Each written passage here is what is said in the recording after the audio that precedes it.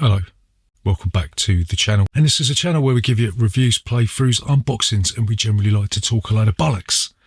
Tabletop gaming in general. And in this video we're going to be talking about a relatively small racing game. We're going to be talking about the Hare and the Tortoise, and in this game you'll be playing cards that will move a variety of fairy tale animals around a map in the hope that you can coerce your animals over the finish line first. That will allow you to win the game. So in this video we're going to be giving you a very brief overview of the rules. We're telling you what we do like, what we don't like. We'll come back and we'll tell you whether or not the Hare and the Tortoise is still worth playing 7 years after it was first released in 2015. So remember, if you're new here, then please consider subscribing to this channel. Hit the like button, subscribe, and all that YouTube bullshit. We'll see you after this.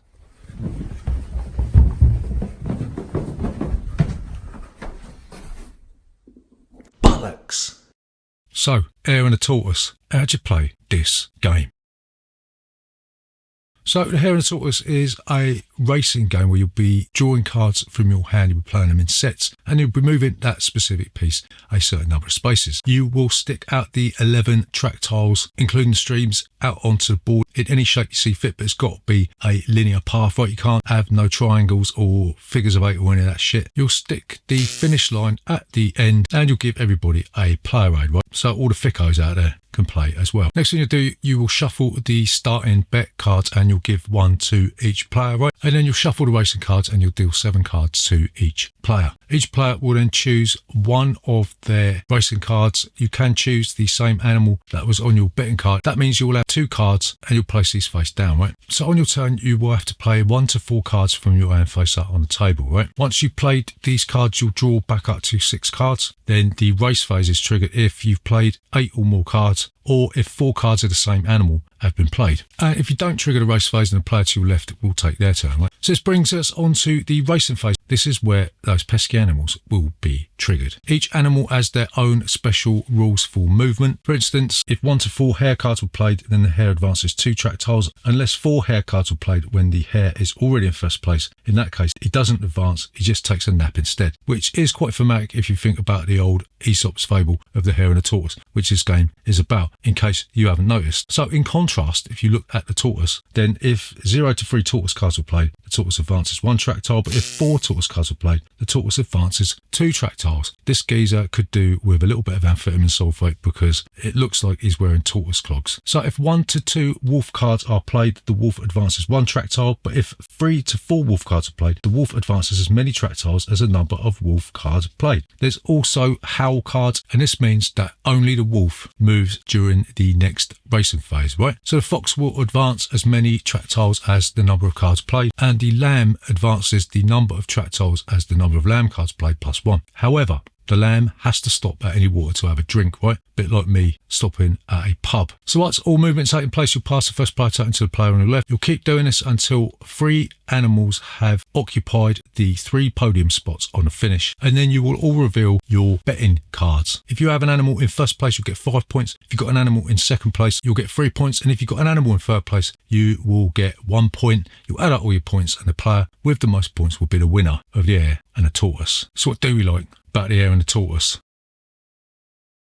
So the first thing that we really like about this is the theme, right? They've done really well to take a fairy tale style theme and make the movement of each of the animals sort of thematic in terms of what they do in the fairy tales, right? So like you've got the Hare and the Tortoise. Obviously the hare is a bit of an arrogant bastard, so he thinks that he can run around and then take a nap, and the tortoise is the complete opposite of that. He might move 1 space and he might move 2 spaces, right? Similarly, the wolf can sort of scare people with those howl cards, and the fox is just really nippy and really quick, as is the lamb. There's a catch because it's got to stop at the water, right? So all of these movement mechanisms tie in with the thematic value of the fairy tale characters, right? And that's what you want in these sort of games, isn't it? A nice bit of theme. So the second thing that we really like about this game is the components. You've got these big, nice chunky animal pieces, and they're going to be running around a track that looks quite nice. The artwork on it is quite nice, and the fact that you can arrange the track means that it's not going to actually make any real difference. You can have a little bit of fun arranging the track whichever way you want, right? You've also got that little 3D podium you can stick the pieces on at the end, and you've also got the finish marker that again adds to the theme, right? So we really like that. They've done really well with the components, and they've anchored it down, matched it to the theme as well, right? What don't we like about the Hare and the Tortoise?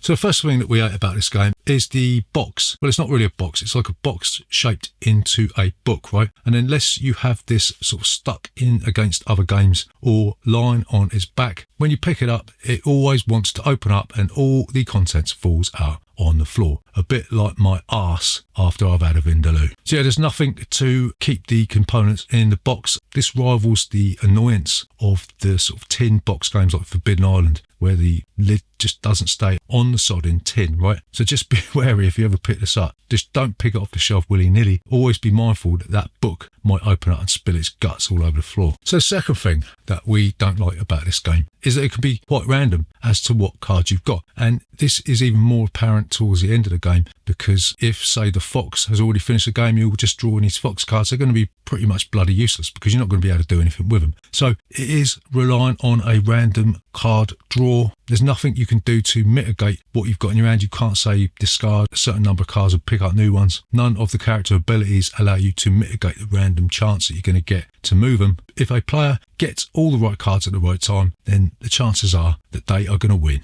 and you are going to be a sad, pathetic loser. So, to summarise, is the Hare and the Tortoise still worth your time and bother today and in the future?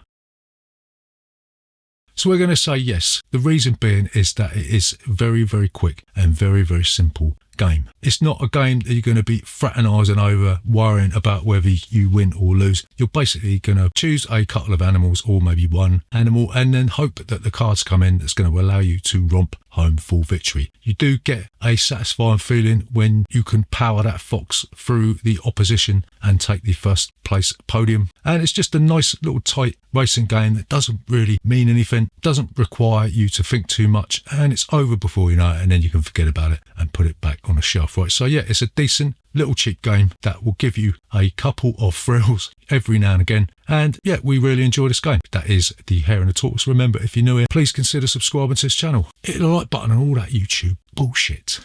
See you next time.